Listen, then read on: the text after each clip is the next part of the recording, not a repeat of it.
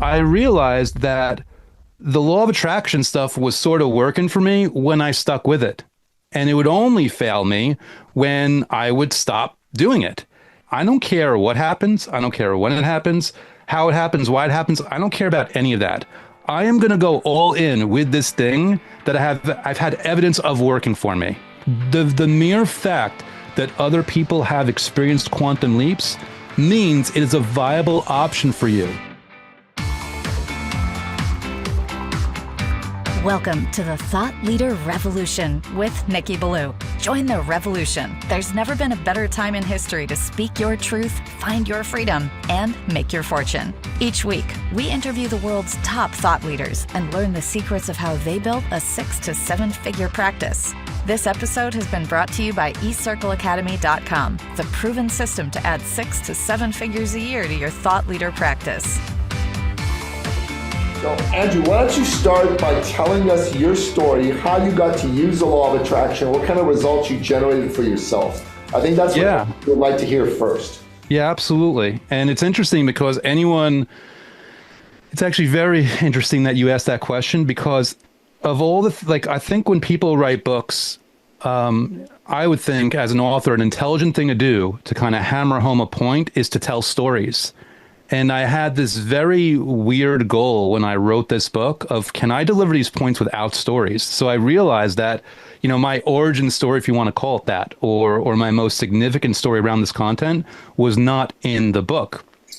To hopefully put it as succinctly and usefully as I can, I first learned about the law of attraction over 20 years ago at this point. And, I don't know how old I look. I wear a hat to look a little bit younger here, but I back then I was already, an adult. I was already a young, struggling entrepreneur. And I was looking for, the secret to success and happiness. I was looking for the hidden formula, the blueprint, the map, whatever you might call it. And I was such a searcher that, law of attraction was really just one modality of many that I was kind of pursuing and looking into. And it was very interesting because when I first learned about it, it was very hit and miss for me. It was very inconsistent. I had some wins, I had some losses, and I didn't really get a feel like I could have any real consistency with it. And I would learn a couple years later, I was the part of the equation that was inconsistent. And I kind of hit a wall, 4 years or so after learning about it, where, to be dramatic, I lost what felt like about 90% of my life. I was in a relationship that was in turmoil. And in order to try to fix the relationship, I kind of gave up / lost my business that I'd been working on for a few years. And within 3 or 4 days of that, my girlfriend of 3 years broke up with me over text. So it was like too little, too late, which, by the way, I don't blame her. It was on me. I was not doing my part. In fact, losing my relationship and my business and these two core parts of my life in less than a week, it really forced me to look in the mirror and say, okay, what am I doing? Andrew, what are you doing here? You've wasted your 20s. You've gotten there's no ground that you've picked up here. Like what's going on? What has to change? What has to be done? And I had this very weird simultaneous epiphany / moment of indignation where as I took an audit of my life and I reviewed the past couple of years leading up to that, I realized that the law of attraction stuff was sort of working for me when I stuck with it. And it would only fail me when I would stop doing it. And I was like, okay, well, that's interesting. You know what? I don't care what happens. I don't care when it happens, how it happens, why it happens. I don't care about any of that. I am going to go all in with this thing that I've had evidence of working for me. And when I say all in, I don't mean all day, every day, because for everything that I'd been through in my life, and just being a study of human nature and, of course, myself and how I got my own way, I realized that it was not sustainable to kind of put a smile on your face and be joyful and cheerful all day, every day, because life is life. Things are going to happen. And if you judge yourself by bad moods or swings of fortune or whatever else, you're kind of falling into traps there, and it's going to hold you back. But what I could do, what I could commit to, what I had 1,000% certainty of was that I could spend 5 or 10 minutes a day engaging in the methods that I had been using successfully. In fact, I was going to up the odds. Not only was I going to engage in those methods, I was going to tweak the methods to make them better for me personally, make them more enjoyable, make them something I even looked forward to. Because if I could swing things, if I could work things to make it even more enjoyable and something I looked forward to, it was more of a guarantee in my favor that I could actually stick with it. So there was a lot of self-reflection and a lot of strategy behind this. And the really cool thing, I tell people it's kind of like a movie, because the moment I made that decision and the moment I went in that direction, things shifted at such a pace and such a speed and impact that it boggles the mind. I mean, 2 weeks, I tell people, 2 weeks later, I felt way better than anybody with a broken heart had any business feeling. 3 months later, I was in a way new, way healthier, way more aligned relationship. 4 months later, I was making more money than at any point in my life up to that point. And 6 months later, everything was different. I was waking up happy and fulfilled. I was grateful. I was in the best shape of my life. I lost 25 pounds over a 7 or 8 week period without trying. And I say not trying, like I was working out, but I wasn't working out to lose weight. I wasn't dieting to lose weight. I was just doing things to feel better in my body, and the weight naturally came off. That's the kind of cool thing about this. When I went in a positive direction about something, other things auto-corrected for me. And I basically learned the hard way that whatever this thing is, and we'll call it the law of attraction because it's so easy to identify it in that way, but whatever it is, apparently it works when you work it. And ever since that moment, through all, life's unpredictabilities and wins, losses, whatever it might be, I never kind of lost sight of that, and I never felt off track in that way ever again. And it was 11 years later that I said, you know what, I'm finally going to give myself permission to write a book about this. And it's like, there's like 1,000 law of attraction books out there. You can't, what is the point of writing another, is it about making money or is it about making an impact?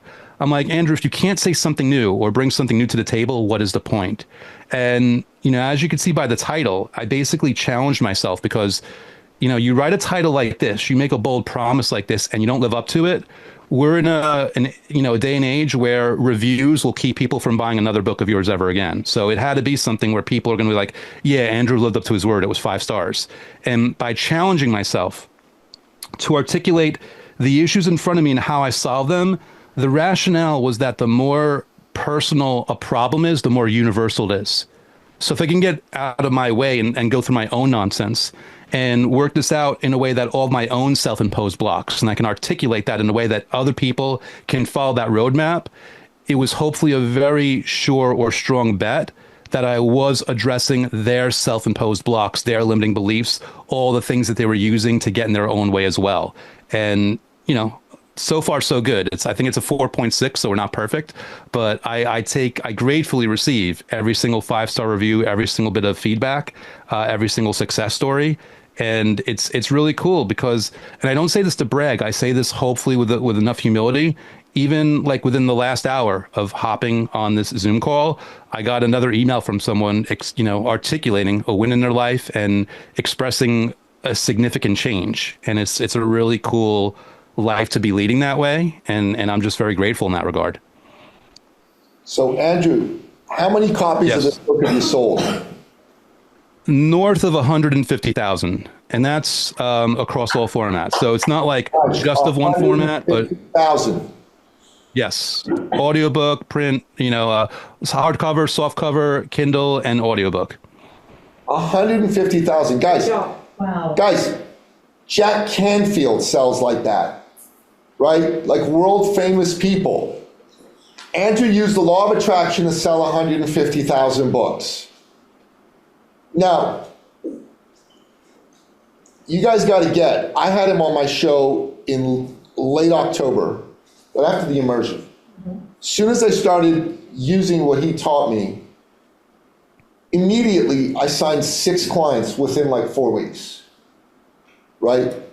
And right after that, I got this opportunity to speak at Wealth Genius. Shortly after that, I got the opportunity with Raymond to speak at the Transformational Leadership Council. And I've been doing his processes that he outlines in the book every single day. And I've got some specific big goals I want to attract to myself. Now, if you could sell 150,000 copies of your book, or you could have a $600,000 a year, or 500,000 euro a year, or $5 million a year, or whatever your big goal is today, would you want to learn what this man has to say about how to do this using the law of attraction? Yes or yes? Yes. Okay, so Andrew, will you walk folks through the specifics? Because folks here have just got your book. They've been hearing from me what I've been doing, but they don't really have the full picture. So would you walk people through kind of what you did and what you recommend they do? I think that's a good start with maybe some of the daily processes and ideas that you have around how to do that, etc. Yeah. And Nikki, after I kind of spit out this word salad, please feel free to let me know if I missed anything, because it's as good as I hope and think I am at articulating things. Sometimes I want to make sure that I tie it up in a nice, neat bow here. I'll start with this. The book, in my opinion, hopefully, and people validate it, it does a really good job of adding clarity and certainty to what should be done. But for all, there's always going to be questions still. And I'll get emails from people, they're worried that they're not doing it the right way. And when you read about the ego, you'll understand why they're worried about that stuff. They're worried that they're not doing it perfectly. They're missing a step. They're screwing something up. And I always tell them in my reply, it's very easy for me to like almost copy and paste the reply, because I answer all my emails personally. I'm like, listen, this whole thing, this whole process, the whole point of it is to feel good, to feel emotionally positive, even in a small way, while thinking about what you have or thinking about what you want, or both. And the way the book, the way I lay the book out is I try to articulate the challenges we have in engaging in this process, providing insight for human psychology and human nature. I mean, it's a law of attraction book, but I don't view it as like an airy-fairy, just do it type of thing. I try to kind of break down why people have difficulties and hopefully with the right kind of metaphors and the right kind of explanations. But once that's out of the way, I just provide a variety of methods for people to try, because I'll give you a couple of examples of the methods, but the really cool thing is you could do a completely different method every single day, or you could do the very same method the very same way every single day. As long as you're feeling good while thinking about what you have or what you want or both, you are accomplishing what I believe is necessary in order to engage in the process. And the whole reason that I offer the variety that I do in the book, and the whole reason that I also, I did a YouTube channel, I haven't uploaded in a while, but I added a lot of methods there also, is because I just want people to have the level of variety so that they can go down the road that works for them. Because some people like vanilla ice cream, some people like chocolate, some people like strawberry. It doesn't matter. It's all ice cream. If you enjoy the flavor, if you enjoy the taste, and you could have it every single day, that's all that really matters to me. So the whole point of this is engaging in a process that rather than you have to do it, you get to do it. And, I'm not sure how many, American football fans are out there, but like, I kind of like explain, like, imagine telling a football fan that they won a trip to the Super Bowl. They're not going to be upset about the long plane ride. They're not going to be upset about baking in the hot sun in the stadium all day, waiting for the game to begin, or any like hotel inconveniences. Like, they're excited. They get to go. They don't have to go to the Super Bowl. They get to go to the Super Bowl. It's a privilege for them. It's something that they look forward to. It's not an obligation. It's not a chore. It's not a hindrance, which is why, while you're welcome to do this for 20 minutes a day or an hour a day if you want to drive yourself crazy, 5 minutes a day really is enough. And I did not articulate it in this book. I'm kind of working on something now. I don't know if or when I'll ever publish it, but I actually broke down the seconds of the day, and I through math, I demonstrated based on studies why 5 minutes a day is more than enough to overcome 23 hours plus of thinking negatively, which we don't do. Like, even if we spend our day in negative thoughts and we're in a bad mood, we don't spend all 23 hours. 8 of those hours we're sleeping. 7 of those hours we're distracted by something, by work or TV or internet or scrolling or whatever. Like, it doesn't happen. So 5 or 10 minutes a day, really just 5 minutes a day, it's really enough. If you don't like 5 minutes, 3 minutes is enough. If you don't like 3 minutes, 1 minute is enough. Like, it's just about giving yourself the permission and space to do this for however long you want to do it and see what happens. And I'm really big on that because if it's 5 minutes and all you're doing is gritting your teeth and clenching your fists and trying to like trying to force yourself to feel better, trying to force the universe to do what you want to do, you're defeating the entire purpose. The whole purpose is that you feel good. That's the actual thing. The heavy lifting gets done for you after that. Now, you're going to do work. But it's going to be work that you're inspired to do. You're going to have an idea for a new book or a new business. If you're looking to meet the love of your life, you're going to have an inspired idea the way you're going to write out your profile. Like you're going to take action, but it's going to be an action out of a sense of abundance and a sense of certainty and confidence and ease versus a sense of lack and frustration and fear or uncertainty or doubt. So this is all about, and I say 5 minutes because like we're all busy people. Like for me, when I do this stuff, it's never like, oh my God, I got to get it done because I got to get on the Zoom call with Nikki and Teresa. I'm like in a rush. I'm not in a rush. It only takes me a few minutes. And that's the really cool thing. Convenience is built into the process. Ease is built into the process. And ideally, enjoyment and fun is built into the process. That's the magic of this. Unlike working out, which Nikki will tell you, and I'll agree with him, is a very healthy thing and a wonderful thing to do. But unlike working out, there's no pain involved here. There's nothing there's no emotional pain or physical pain. There should be no built-in deterrence.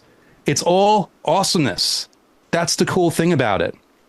Now, with that said, because Nikki kind of like asked, like, what are some good methods? So a couple methods to go in. I'll tell you the one. It's a little bonus time. It's actually not even in the last Law of Attraction book you'll ever need to read. It's in my latest one, Just Feel Good. And it's the one where I articulate my method that I do for myself every single day, because I take my own medicine. I do all these methods. I still do because they're fun. Otherwise, I would not have published them. But the one method I reliably do, because again, it works in with my personality, it works in with my schedule, it works in with just I want to do, is I have a friend across the country here in the States. I'm in New York, he's in California, and I pull out my phone and I basically send him a recorded message of all the things that I'm grateful for. Some of those things that I'll articulate are things that are like everything's stated in the present tense. Some of the things that are actually here in my life already. Sometimes I'll talk about future items, but I'll still say it in the present tense. Because again, as long as I feel good while thinking about what I have or what I want or both, I'm golden. This is actually an example of scripting. Scripting, which you'll learn in the book, is basically journaling about your life in the present tense as if you're already living your dream life. But there's different versions of scripting, because some people, they'll want to handwrite it. And I'm sure you've looked into all the studies that say, like, when you handwrite something, it makes a deeper connection with your brain. And I'm like, you know what? That's awesome. However, if my hand cramps up while I'm doing it, it doesn't matter what connection I'm making with my brain. I'm working against myself. So if the handwriting doesn't work for me, and maybe the typing doesn't work for me because there's typos and I don't like it, I'll do what I call spoken scripting. That's why I'll pull out my phone and I'll record the message.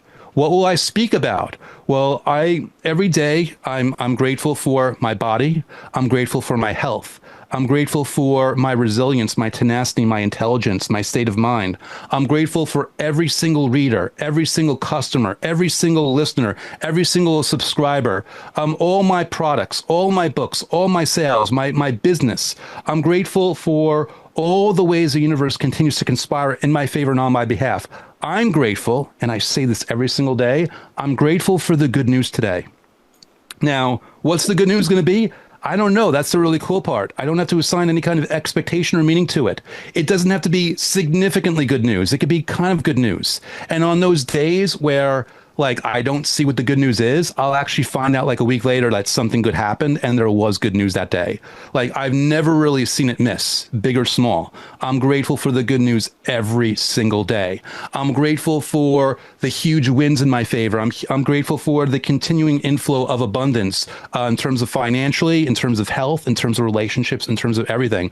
I say all these things to my friend, and sometimes I get there first and I send him the message first. Sometimes he sends his message to me first. And the really cool thing is the person sending it first kind of, sets the space and sets the tone and has a bit of an influence for the person to reply to. Because now not only are they grateful for their stuff, but they're grateful for the good news they just got from their friend. So there's a really cool symmetry or synergy in that. And obviously, that's an example when you have an accountability partner.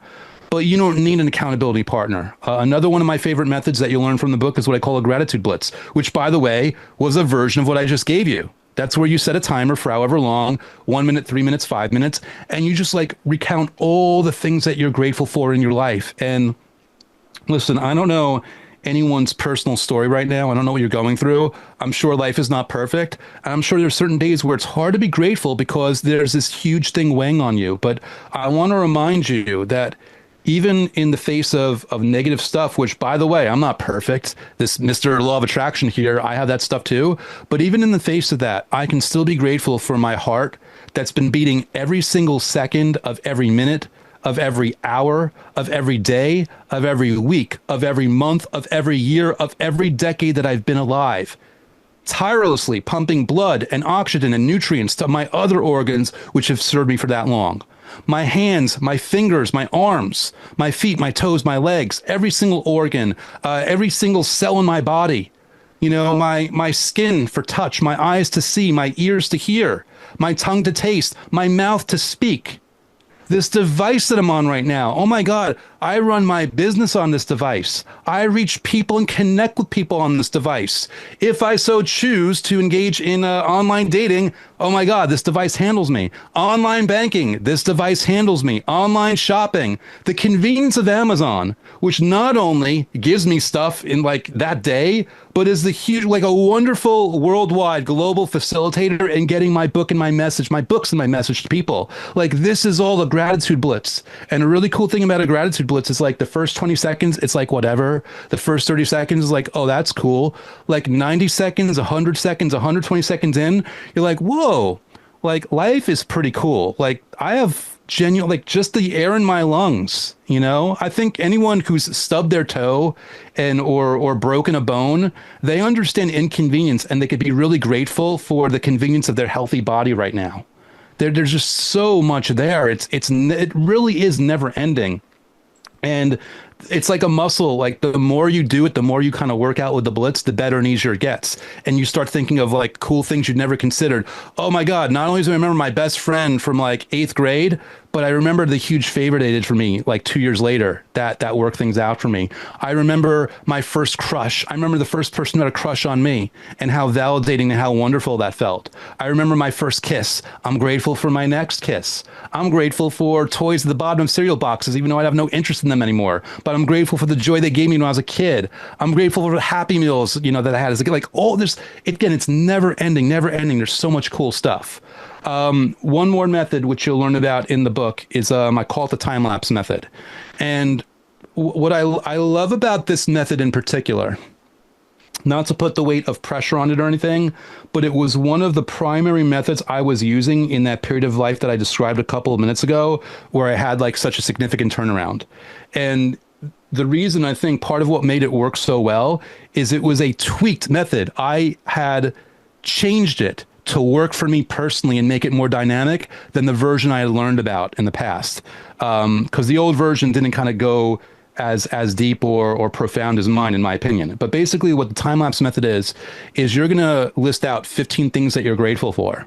5 of them are going to be from your past, 5 from your present, and 5 from your future. And they're all listed out in the present tense. And what you're going to do is once this list is complete, you're going to jumble it up. So maybe like the first thing is from the present, the second is from the past, another present, another future. And you're going to basically read off that list one thing at a time. And after you read each one, either out loud or in your head, you're just going to take a few seconds, 20 seconds, 60 seconds, whatever, to just breathe and bask in the gratitude of that thing. And the really cool thing about this process specifically is that 2/3 of that list is quote unquote real, meaning it either has happened or is happening, which is really cool because since we psychologically don't downshift very easily, that means that the gratitude that you will feel for the future stuff basically the certainty and the confidence and the enthusiasm for the past and present stuff will carry over, thereby affecting yourself on a psychological level and a cellular level, and in my opinion, harmonic frequency level, of putting you in a much better place to invite and think of what you need in order to reach those future goals as well. So for me, it's one of my favorite. I viewed it as very dynamic and very useful. Nikki, how'd I do in answering that one? Yeah, that's like, It's interesting that you mentioned both the gratitude blitz and the time-lapse method. We started each day by doing a law of attraction process. Yesterday we did the time-lapse method, and today we did the gratitude blitz. So that was cool. That was super, super cool. I'm considering doing another one. I'm not going to mention which one because I want to keep these guys in suspense for tomorrow morning on day 3 of the program. But, nice. Andrew, I want you to talk to these guys about not censoring the size of their dream and their goal using the law of attraction methods. Because a lot of people are, I can hear it in some people's heads. I can see the puffs of smoke coming out of their ears going, well, this would be great, but man, what I really want is this, but I don't believe it could happen. You know what I'm saying? And I want you to talk about that, because selling 150,000 books as a non-celebrity is a fucking huge deal. That is a huge deal. That's like making $10 million a year. Okay? Mm-hmm. Yeah. It's beyond the bestseller. It is a #1 global bestseller at that level. Yeah, it's actually, if I go on I'm not sure Canadian, but if I go on the US site right now, it's actually it's a #1 bestseller right now on Amazon. Right now. So, and how long has this book been out, Andrew? over 5 years. Over 5 years, and it is still a #1. Yeah, you can clap for that. So I know everyone sitting in this room has censored the size of your dream. And I want Andrew to talk about why that's a terrible idea. And I want him to encourage you to do it properly. So take it away for a few minutes. So I'll start with asking a rhetorical question. Does anyone here really think that my goal was to sell 150,000 books? Because it was not, and it is not. My goal, well, I had kind of 2 simultaneous goals. One was just overall significant impact. Notice that is a general goal. I've given myself the gift of a general goal. But another one is 1 million copies, which, by the way, when I hit, I'll just make a new goal on top of that. But understand this, if my goal has not been 1 million copies, if I only wanted 150,000, I would not be talking to you with 150,000 in sales. I'd be talking probably 25 or 30,000 in sales. Why would I restrict myself? Why would I restrict the universe? If you don't believe in the universe, why would you restrict God? If you don't believe in God, why would you restrict the power, the immense power, the calculative power of your subconscious mind to work things out for you and give you inspired ideas? Censoring and filtering yourself on this level is a huge disservice to yourself. For me, the whole point of enormous goal isn't just for the sake of the enormous goal. It's for a faster, more efficient, more enjoyable path on the way to that for smaller goals, but it's also to leave room and space for something even better adjacent to it. Because what if, rather than selling 1 million copies of my book, I end up selling 900,000 copies of the book, but then it gets optioned for a movie. Honestly, I'll be honest, like, I don't care about that, but I'm using that as an example. Well, that would be cool, because then the impact of the movie financially for me, but like really just impact wise of getting the message out there, how cool would that be? So if I get 900,000 copies sold and then it's optioned as a movie, am I going to be mad? Like, oh my God, I didn't get the 1 million. This sucks. Like, no.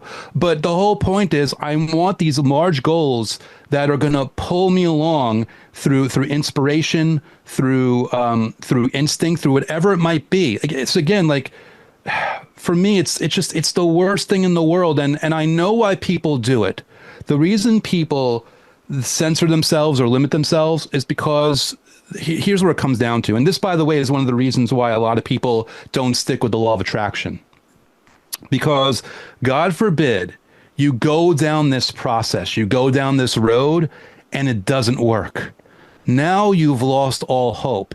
If you could start the law of attraction and get some results and then quit before something really happens, you, for the rest of your life, at least have the hope, like, I have this thing in my back pocket that'll probably work.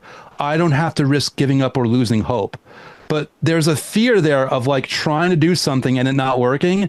And then you're out of hope. Then you're out of steam. Then you're out of energy. Then you're out of what you need to move forward. It is a scary proposition, which again is why I like to kind of like cushion and hedge my bets by I have a general goal and I have a specific goal, and I make sure that they're both worthy of my time and energy. And here's another piece, by the way, and I mean this. If I can make this not only about me, if I can make this about service to other people, then my inherent sense of community as a human being is going to drive me forward in better ways, in more dynamic ways. That's why my general goal is about making impact for other people and serving other people, because I know when I do that, it genuinely feels good. Like, we as a species want to help each other. We as a species, we love, I mean, look at this. You're not at a table alone right now. You're at a table with other like-minded people. There's a reason that birds of a feather flock together. We like this about, and I can pretty much guarantee that everyone in that room, if you had the opportunity to do something for someone else in the room without any concern for getting paid back, if you could just do something for them and know that you helped them, you would do it. So when you have like a book or a business or something, and there's a true level in there simultaneously to serving yourself, because you are valuable enough to serve and you are worthy enough to serve yourself, but you can bolster it by having an intention that your work, that your output, your product, your service genuinely helps other people and serves them in their lives. But also, by that same token, do not be shy about making sure that you are served by this. Like, you as the facilitator of this business, of this book, of this project, of this service, or whatever it might be, you deserve to be compensated. You deserve to enjoy life. And by the way, you deserve to enjoy life if you don't do anything, if you don't follow through on these plans. Just by being you, just by being born, you deserve to enjoy your life. And it's really important that you keep these things in mind. And when you have that kind of thing in mind, that you're worth it and all the people that you might serve are going to be worth it, it just feels like the dumbest thing in the world to limit your dreams, just because in the back of your mind, there might be this latent fear that if you fail, it says something about you on a survival level that you don't even realize it might say, which, by the way, is an illusion and not true anyway. Damn, that was like fire, bro. That was like fire. Yeah. All right. So, Andrew. Yes, sir. This is for me, but maybe give these guys a little bit of a structure of what they can do while they're here to up their law of attraction game, and how they can keep it at a nice high level throughout the year. Because I'm going to promise you, one of the things we're going to do in our work this year is we're going to have everybody make sure that they do this as part of their strategy to grow. So what can they do specifically? Let's give them a nice little structure to work with. And then I'm going to give them two answers, Nikki. I'm sorry, was there a question there? No, and then after that, I'm going to throw it open to questions from the folks. Okay, cool. Nikki, I'm going to give two answers, because one of them is like in recognition of your style and what you teach. And one of them is in recognition of stuff that I go into, and I want to make sure I cover all my bases, because there's two ways of doing this. Yep. Anyone that kind of listens to the podcast episode that I did with Nikki, it was kind of funny, because, like, you know, and I love that he did this. He put me on the spot. It's like, Andrew, make a plan for me right now. So, like, on the spot in the podcast, I made a plan for him. But I started kind of leaning in the direction of giving him a certain freedom of flexibility to try what he wants. He's like, no, Andrew, I want structure. Give me structure. I'm like, all right, that's cool. Nikki is a personality type that wants that structure. That's him. Me, I'm a little bit different in that I enjoy flexibility. It works for me. So different things work for different people. So let me give you the loose version first, and then I'll give you the more structured version. The loose version is literally like reading the book, going through the book, even just thinking about the methods I just articulated to you, and choosing what you want to do each day. Almost also giving yourself permission to experiment with the methods and see which ones that you like, and making your own plan. Because really, Andrew's structure is carve out 5 minutes a day, either in the morning or the middle of the day or evening, whatever's most convenient for you, to do whatever you want to do, as long as you feel good while thinking about what you have or what you want, or both. But to service kind of like what I feel like Nikki is teaching here, to give structure, there's also two versions of that. Well, one, you could listen to his podcast and say, okay, exactly what Andrew just said to Nikki, I'm going to use those. I'm going to say, do the exact methods. I'm going to do Nikki's Monday, Nikki's Tuesday, Nikki's Wednesday, etc. But to give you an off the cuff one right now, which you could also follow as a third option, I would make your Mondays the spoken scripting that I articulated for at the beginning of this. I would make your Tuesdays the time lapse. I would make your Wednesdays a blitz. I would make your Thursdays a different kind of scripting, either written or typed, depending on which one works for you. I would make your Fridays. I'd go back to a blitz for your Fridays. I would make your Saturdays. I would kind of actually, we're going to return to Saturday. I'm going to give you one for Saturday, but for Sunday, I want you to do whatever your favorite one is. For Saturday, I'm teaching you a new method here. I call this the 10 minutes ago method. The interesting thing about that, some people, they struggle in terms of like visualizing what they want, is they have trouble creeping into that emotion of like what it actually feels like when the thing actually happens. And they put this unnecessary pressure on themselves. Their ego that you'll read about in the book gets in the way, and it's not fun. The 10 minutes ago method, actually, the whole point of that is it bypasses this issue by having them focus on themselves 10 minutes after the good thing happened. Like, you want to win the lottery. All right, you're visualizing yourself 10 minutes later. Your book's a #1 bestseller. You're visualizing yourself 10 minutes later. You met the love of your life, or you both said that you love each other for the first time, or whatever, 10 minutes later. What's going to happen 10 minutes later? How are you feeling?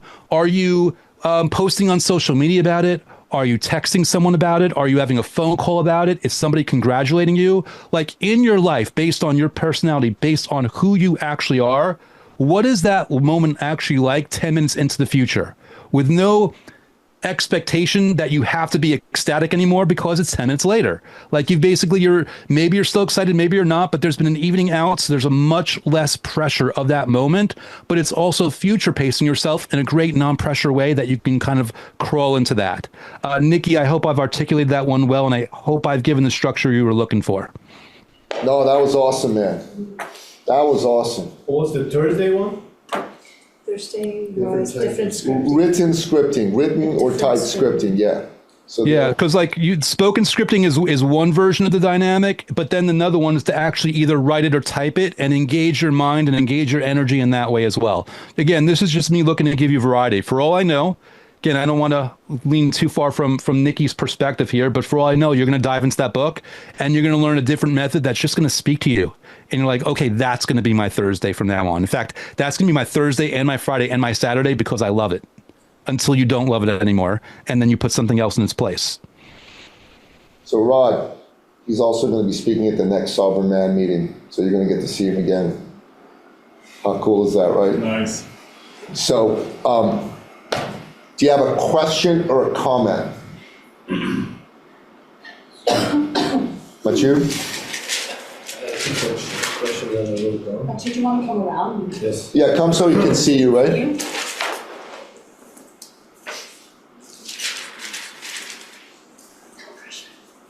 All right. Yalla. Grab it and walk. Wait. Yalla. He said, brother. This works for me, man. I get a drink of water. I can rest my voice for a second. Good wallah, brother. You really would.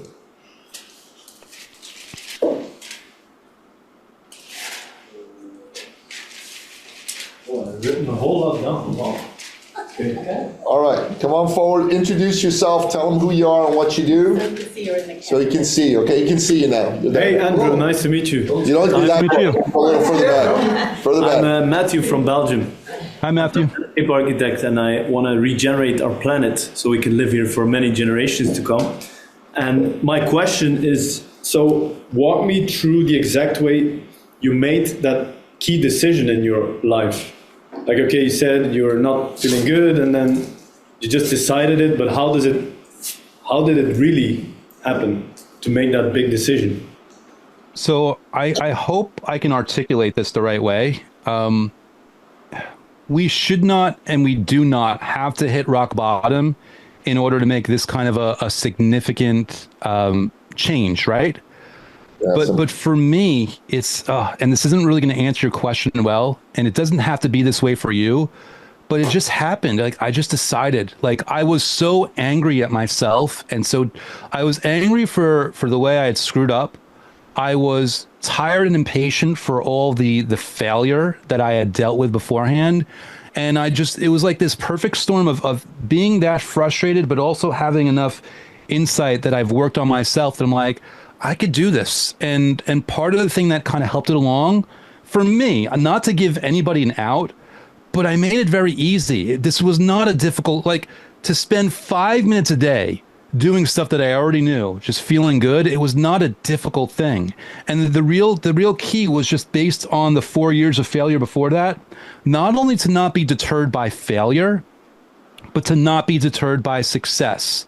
Because when you're on a roll and things are working, again, you'll learn about this more in the book, but the ego is going to kind of like, kind of whisper in your ear and be like, hey, you're doing great. You can stop the diet for a day, or you can take a day off from working out, or whatever it might be. And all before you know it, you've gone a week without doing whatever you're doing. So again, I know I'm probably not answering the question the best way here, but really it came to me. I'm like, this makes sense. I'm in enough pain. I'm feeling enough impatience, and I have enough insight and understanding that I'm ready to pull the trigger on this and just do this. And I just did. And again, it doesn't have to be this way, but oftentimes, like, in moments of extreme stress or distress, like I'm dealing with a broken heart at that point. My heart was broken. Again, I didn't blame her. I mean, she could have done it better. She didn't have to break up over text. You know what I mean? Like, yeah. And by the way, I never broke up with anyone over text because I knew how painful it was. But like, again, it was my fault that it got to that point to begin with, because I was so focused on trying to make my business work. I didn't give the relationship the air that it needed. But like sometimes when you're motivated through either pain or pleasure to a point, it just making the decision just makes sense. It feels like the most natural thing in the world to do. It's kind of like if a tiger got out of the cage and it's running at you, it's the most natural thing to run and hop over the fence and put some distance between you and that tiger. It's the same thing. The decision feels like contrary to do anything other than the decision is contrary to your human nature and your identity at that point. I hope I articulated that answer well for you. Yeah, totally. It all makes sense. Like, it's kind of like radical responsibility of your own life and keep doing it. Now, and I feel like it's most difficult when when life is going really well. I feel like then it's difficult to keep doing the exercise because you're like, it's working. I don't need to keep doing it. That's your biggest thing. When you're in a good place, you put your foot off the gas. And I'm telling you, this year I'm going to kick your ass to make sure that never happens. As soon as you're in a good place, I'm going to make you work harder. Matthew, what's going on? Let's go. So I've got a bit of a morbid technique for you guys, actually, that this conversation is bringing us to. And I've never articulated this before, so this is a first-time deal here. And it's going to be like really morbid. Like, by the way, I didn't make this up, although I'm naming it right now. I'm calling this the deathbed technique. Deathbed technique. Yes. I love it. And you probably know where I'm going with this. I love it. When you're having a day and you're moving forward in a certain direction, like, the food that you put in your mouth, the exercises, or you do or don't do, the moves you make in your relationships, your business, whether it's for your highest good or not. And something to do is like, imagine what the version of you who's lived their life and is about to go bye-bye, would they be happy with the course of action that decision is going to make? You choosing to stop working or to give up on this grand vision that you have. Like, if you feel like you're falling off, think about that version of you. Like, what's he going to think of his life, of how his life went if you would quit today? If you'd stop doing the very simple, basic things that you needed to do. Let that person in that extreme scenario and situation be your guiding light of decision making, of like, of course, the answer is so clear from that perspective. Yeah, that makes a lot of sense to be reminded when that happens. And it's the same when because since I listened to the episode from Nikki, I've been doing the exercise pretty much daily, but then in the last 3 weeks or so, maybe I felt sick, or it was like a client was really giving me a hard time, and then it was easy not to do it as well. So when you're at the lower, or like in a difficult situation, it's easy to say, or not to bother doing it. Who's going to be my choose law of attraction buddy? Well, yeah, Michael. Michael's going to be your law of attraction buddy. I like it. Nikki, you just took the words out of my mouth there, man. I was about to say, everyone in this room who's worried about that, like, you're all on the same team with this. Like, you could literally like have partners where you do this. Yeah. Totally, we should. Totally, we should. And then when you're actually doing the exercise, do you sometimes feel like a slight difference between, oh, I'm just doing it because I have to do it, and I'm doing it from an energy state, or is it? Yeah. So for me. Yeah, for me, I'm not ecstatic every day, and I'm okay with that. Like, my rationalization is, as long as I don't feel bad, even just feeling okay, I'm doing it. There's certain days where I'll catch myself, like me, I'll catch myself phoning it in, and I'll like literally like stop recording, and I'll re-record the message like, no, Andrew, like, don't, like, okay, Andrew, I know you're phoning it in right now, but are you seriously not going to have respect for your body and your health, that you can't have genuine gratitude for that? Like, no, Andrew, you're re-recording this and you're expressing gratitude for your body and your health. Are you really, Andrew, going to overlook all these readers that support you? No, you're not. And then I reaffirm, like, there are, just like you're, like, right now you're standing up, right? Like, there are people that can't stand up.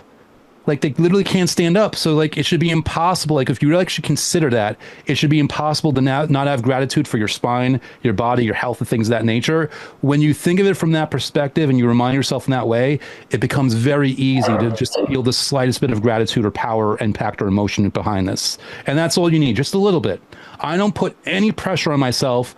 I hold myself to the high standard of being genuinely grateful, but I put no expectation or requirement that I have to reach like X number of impact points or anything like that, because I need to give myself grace and patience also, so that I can engage in this process, and I look forward to it every single day.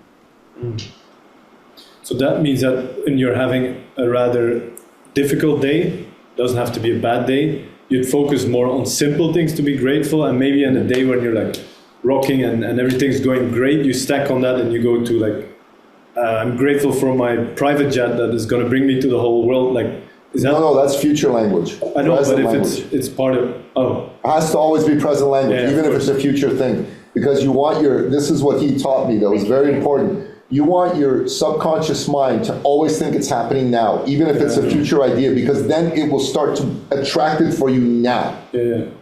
But the question was, is it on the days where you're like a little bit lower, you're generally just grateful for simple things, quote unquote? Yeah.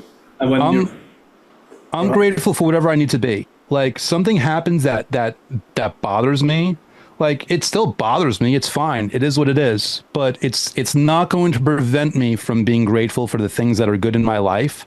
It's not going to slow me down. Like, I've learned too much and I've been through too much to let it throw me off track. And again, I'm patient. Like, so as an example, a family member recently got in a car accident. Fortunately, they're okay health-wise. But like, when I heard what happened, like, the way they went about things to me was really stupid. Like, and I was mad. I was really frustrated.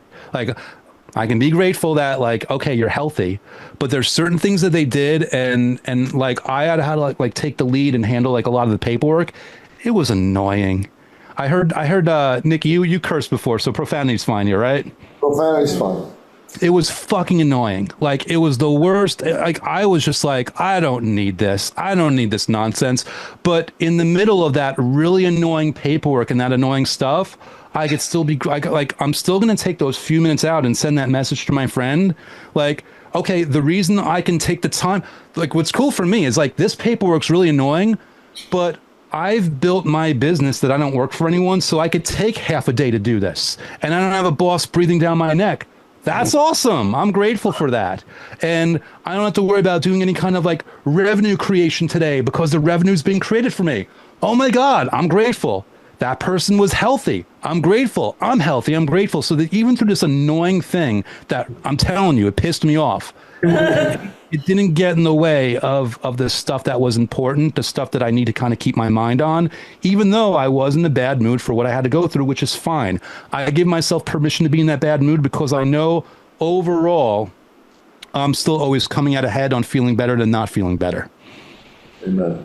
Nice. I appreciate it. Thank you very much. Bye. Thank you. Boom. Thank you for your question, sir. I appreciate it. Great job. Thanks, Mathieu. Just introduce yourself. Hey, Andrew. Michael Osterlund here. I'm a marriage therapist and a resilience coach. And this question is probably counterintuitive to everything you teach, but I'm just kind of really curious. Would you ever consider it a viable option to take someone down the path of negative consequences to certain actions so they can think through the whole scenario? Or is that attracting what you don't want in your life? So here's the thing. I'm not against that per se. I'm not usually the person to do it. I guess I'd say this. If it's useful for them, if you based on their personality, like if it's going to trigger them to enough in action, I wouldn't do that over a sustained period of time. I want to make that the norm. But if it'll knock them out of their nonsense, but also most importantly, if it's temporary, like for me, I'm not concerned about even a 20-minute or longer negative emotional experience. I mean, I don't want to give anyone trauma, but I'm not worried about someone going through like a negative emotional experience because on the overall, those 5 minutes of positivity will contribute to a momentum for that. Like every single day, it'll contribute, in my view, in my experience, to a momentum for them that'll kind of like take care of that. So I'm not personally against it. I would kind of choose my battles, make it limited in frequency, and just make sure that it's actually serving them and kind of getting them over the top. And I would also experiment, like, is there we're motivated by pain and by pleasure. I would like, okay, if the pain's motivating them, is there a way to try to pleasure? Is that going to get them as well or more? Like really ask yourself, like, what's going to serve them most? Helpful. Thank you. Appreciate it. Yep. Yeah. Mm-hmm. Question. Yeah, good job. Hello. Hey. Matthew from Toronto. I have a tax CPA practice. And my question is, when you're doing the time lapse, specifically the future part of it, and whatever you're using the present tense, but obviously it's the future, so it hasn't happened yet. Mm-hmm. What I struggle with is, yeah, this is what I want to happen, but is it going to happen? And I'm sure that's not making it easier for it to happen if I sort of say it and also doubt it at the same time. Can you give me an example of one thing? I'm going to make $1 million this year. Okay, cool. All right. So, or I'm making $1 million this year. Good catch. Good catch. So there's a couple ways. I'm gonna try to answer this thoroughly and usefully. First, I'll give you an easier one. Like me, I'm grateful for my awesome apartment. And you'll notice I didn't put the pressure. It's not a penthouse apartment. It's not $1 million apartment. Like my awesome apartment, which is really cool because that could have been an apartment that I had lived in, am living in, or I'm going to live in. So part of this is, where you want to use verbiage. It just makes it easier. But of course, you're using something like real specific here in terms of like $1 million. I'd ask you this: why do you want the $1 million? For what it'll allow me to do. So in other words, freedom and flexibility in your business, more ease in your life. Right, and to be able to help people I want to help. Okay, cool. So I don't want to keep you from $1 million here, but can these things happen before you're making $1 million?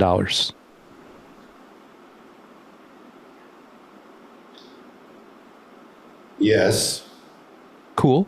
So one trick I might use here until I'm comfortable, if the use of the word $1 million is bothering me, I'm not going to use it, but I'm going to say, why do I want it? And I'm going to use that. So for me, if I'm in your shoes, I'm going to be grateful for the continual expansion of my business's ability to serve others, the continuing influx of revenue, my ability to receive that revenue, my ability to leverage the revenue, my ability to grow, my increased ability of getting more clients better paying clients, higher paying clients, my ability to network. Like I would do like personally, again, if the word $1 million is forcing you to do that, what kind of verbiage is really linked to this that you can get around? Like, okay, like, do I really feel like I'm lying to myself when I'm talking about the increasing capacity for my business to do more and more at exponential levels? Is it possible that you are more capable and more lined up for what you realize? Like, I mean, we can kind of admit that or accept that, right? We could accept that way more might be on the way than we could even realize, because people have gone through quantum leaps. And the thing is, you are no different, no better, or no worse than anyone else. When people go through these quantum leaps, they go through them in different ways, at different frequencies and different circumstances. Like the mere fact that other people have experienced quantum leaps means it is a viable option for you. And the mere fact that people have gone through quantum leaps, even doubting themselves or telling themselves that are unsure of themselves, means even that's possible for you. And I tell people the mere fact, like for me, when I have like the big goals, like I kind of know how I could sell 1 million books, but I don't know specifically how it might happen. Like there's so many different ways it could happen. I like the fact that I don't know every single possibility, because that leaves room for these possibilities to come into play without me realizing. And I know based on my own life experience that so many things have happened for me without me ever thinking about that specific thing.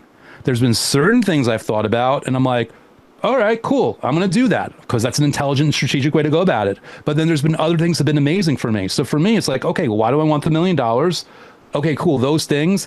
In what way can I be on that path already, even if it's not $1 million level yet? And like, you'll be surprised that you'll be like you'll be drinking your coffee one day and like an amazing idea is just going to pop in your mind. Like, oh, I can do this one extra thing or make this one small change and it will move things in the right direction for me. And you will then be faced with like, did this happen because it just happened, or did it happen because I've kind of primed my mind and primed my frequency in order to invite this? And if you can embrace that possibility, you'll just keep pushing along that way. I don't know how well I answered your question, but I hope I gave you something useful there. Like, bottom line, if something feels off, don't use that. Use something better adjacent to it. That's very helpful. Thank you. Yeah, that was really good. I like that. We got time for one more question or comment. Anybody else want to ask or say anything to Andrew? All right. Just a comment. Go ahead, honey. Come on up. Hey, Andrew. Hey. One of the things that stood out what you said earlier was that the censoring of what is possible and not putting that limit on what we can achieve, but rather go beyond that. Like you said about the 1 million books versus the 150,000 books. And you didn't say 150,000 because then you would have probably only achieved 25,000 at this point. But making it bigger, and who's to say you can't have that? And it was just really, the way you articulated that was powerful. Thank you. Not put that limit there, but there is no limit. It's just what we set up. Yeah, and I want to piggyback on it. Thank you for that, Teresa. I want to remind people, and this is, some people are religious, some people aren't, and I want to transcend that. Like, regardless of religion, I want people to acknowledge that you are surrounded by the miraculous. And if you're saying, well, Andrew, is that like legitimate? Like, ask yourselves right now, how are we having this conversation? Like, okay, even if you believe that there's a really long wire extending from my computer all the way to that one in that room, which is kind of ridiculous to think about, but it isn't, right? I can unplug everything right now, my computer, and we're still having this conversation. What does that mean? That means that there is stuff going on in the ether, in the invisible, that is facilitating this real-time connection and communication. Think about also every breath you've ever taken, unless someone scared you or you were running or you're trying to calm yourself down. Most of the time, you're not consciously regulating your breathing. Your subconscious mind is doing that for you. Are you intentionally beating your own heart? Like, you're literally a walking miracle. within you. Like right now, as we're speaking, your heart's been beating over and over and over again. Like when you really stop and actually think about that, and you realize that you are a miracle, that you're surrounded by the miraculous, then you can open up your eyes to, okay, this goal, like if my heart can beat as many times as it's beat in the past 4.5 decades, to even doubt being able to sell 1 million copies of my book is the most ridiculous bunch of bullshit I've ever fucking heard. Right. Like, think about it. For just your heart, to say nothing of the rest of your body that served you, you're a parent or guardian who loved you and took care of you when you were a kid. Like these things that have happened for you, and what, your goal is suddenly big? It's not. The illusion is big. The illusion, the lie is big. The reality and the possibility of it is minuscule. It really is. And I say that as someone who's achieved many goals and is yet to achieve many goals. I can recognize this. And I'm not making a single... Nikki already bought the books. Thank you very much, Nikki. Like, I'm not making a single cent off this message. Like, this is a true... this is genuine, my message to you. I'm not going to make a single cent over convincing you of this. I'm just telling you the way it is in hopes that it will genuinely serve you. Like, you are surrounded by the miraculous. You are living and breathing in it. And if you don't believe me, have someone, I'm going to be very crude here, okay? Have someone put a plastic bag over your head and keep you from breathing for 20 seconds. They pull the bag off, you're suddenly going to be very grateful for your breath. And you're going to realize how much of a miracle your lungs are. And how much of a miracle the convenience and freedom to just breathe is. It is really, really amazing. And I hope that message is really connecting and landing with people, because it's such a profound truth, and it can take you so far in your enjoyment of life and your ability to serve yourself and others around you.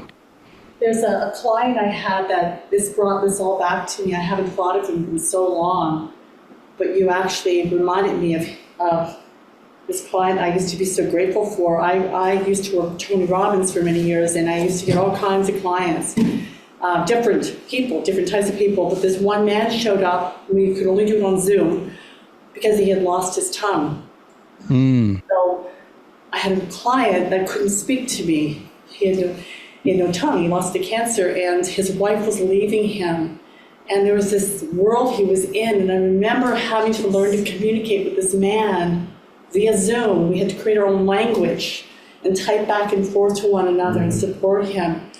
And you made me remind myself of, I remember those moments thinking, oh my gosh, this man has shown up here. He signed up for coaching, and he didn't let this limitation, which isn't a limitation, actually, stop him from still trying to make his life better. So it was pretty, that you just had me go back there and remember that man. Thank you. Thank you for sharing that. Wow. You know, what a profound thing to think about. Amen. I could only imagine how amazing and resilient that person is. So guys, was this awesome as advertised? Awesome. Andrew Cat, baby, let's go! Thank you very much, guys. Thank you, Teresa and Nikki, for having me. Thank you, everybody. The only thing I always say to people is just keep going, like keep doing this. And the really cool, and I always say this on interviews when people that doubt the law of attraction, I'm like, cool, let's pretend I'm either a liar or I'm just wrong. The really cool thing about these 5 minutes a day is that they are a win in and of themselves, because even if they never led to one single thing, even though we know they will, the mere fact that you're taking 5 minutes out of the day where you otherwise would have been worrying about something, dwelling on a problem or a challenge or a difficulty, that in and of itself is a win. There is every reason to just do this and have fun with it and enjoy it. Amen.